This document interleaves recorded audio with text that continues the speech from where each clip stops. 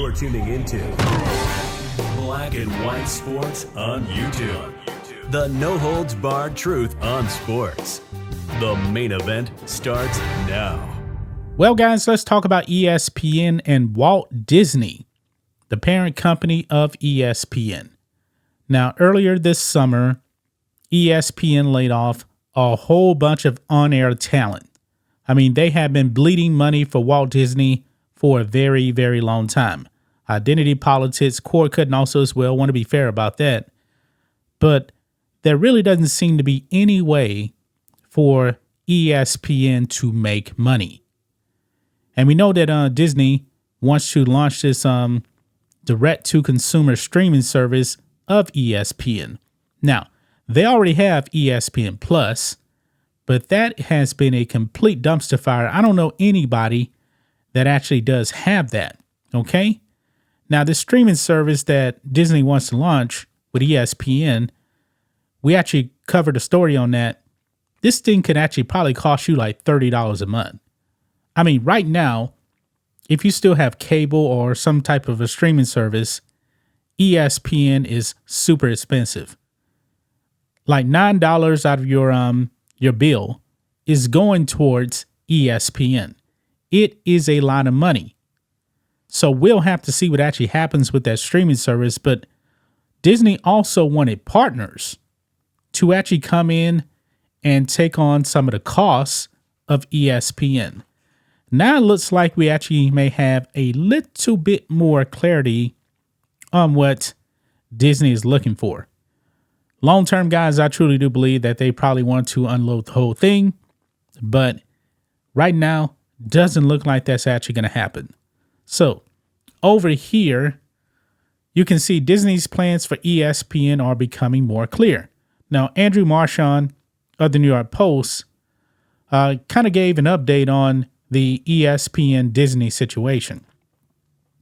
It says here, Disney has been looking for a strategic partner for ESPN since July, and new details have been revealed as to who that partner could be. The Walt Disney Company is looking to sell a portion of the network to two different partners, according to Andrew Marchand of the New York Post.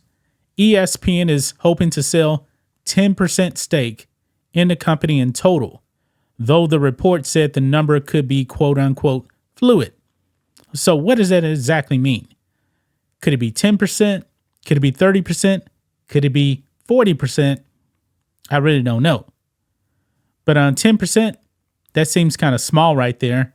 I mean, they want to diversify their risk right there. So you're going to bring in two partners. I'm assuming, 5% for one company, another 5% for another company. I don't know. We have to see. Disney is looking to pursue partners that will be the best for helping expand the network's reach. There have been a number of suitors floated, including tech companies like Amazon and even sports leagues like the NFL and NBA. Yeah.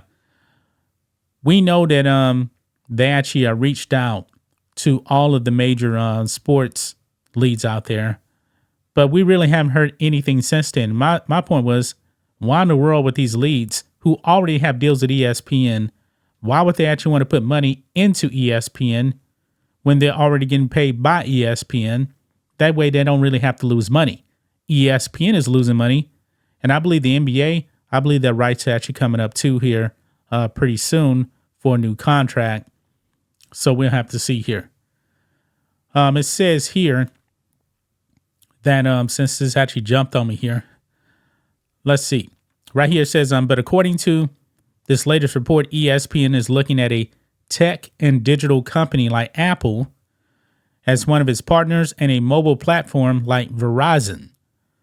Now, when it comes to Apple, we were actually hearing I believe a month ago that Bob Iger, the CEO of Disney, was actually looking to sell the whole entire company and probably to Apple. That could still be a possibility. I don't really know because reports are coming out now that Bob Iger, man, he's overwhelmed at how bad things are since he actually came back, even though he was kind of always there. But anyway, Working with a tech company gives ESPN the opportunity to become a pre-installed application on its devices, whether that be Apple, Google, or Microsoft. A mobile company allows ESPN the opportunity to explore options to be included into the phone contracts, according to the Post. So therefore, like if you have, let's say you have Verizon, for example, whether you actually want ESPN or not, you're still going to pay for it. That's what it seems like. That's the way on cable kind of was too, when people are having cable. But now that people are leaving cable, they don't have to pay for ESPN if they don't want it. It says here, it's unclear when ESPN will decide to lock in deals with partners. However, Marchand reports that it's looking more and more likely that ESPN will move its main broadcast onto a direct-to-consumer format by 2025. And I believe that's the plan.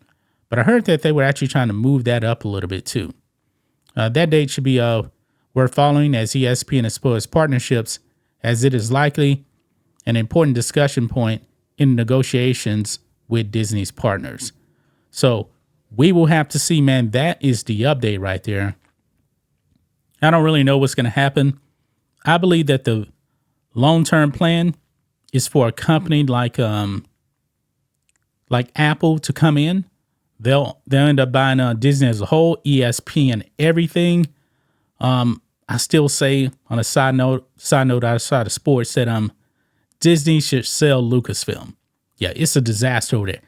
Every aspect of Disney is a disaster. ESPN has been in the dumps for a long, long time, man.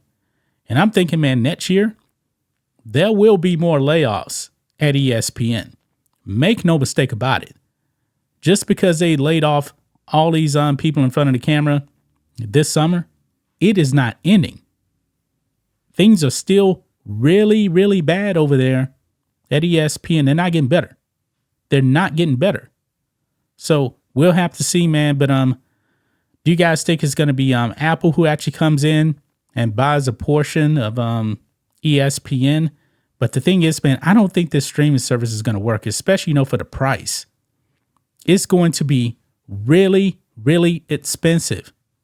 I mean, people that are only paying like $10, $15 are getting rid of some of these streaming services anyway.